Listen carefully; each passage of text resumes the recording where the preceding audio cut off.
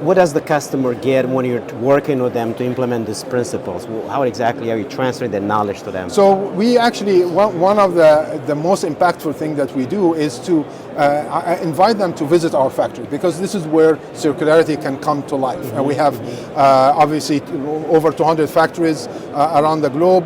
Many of them are lighthouses, where we implemented digitization and circularity in order to reduce waste, to reduce industrial water, to reduce energy consumption, raw material waste, and so on. So we invite them to see in practice how a digitized, automated, and energized factory from Schneider Electric can come together, because you have energy, you have raw material, you have packaging, and so on, can come together in order to deliver this circularity value to our customer. And once they see it with their own eyes, they believe in it, because they can do it as well with the right, obviously, program and the right steps. I'm not expecting the customer to flip a switch and everything will become circular. That doesn't happen in reality.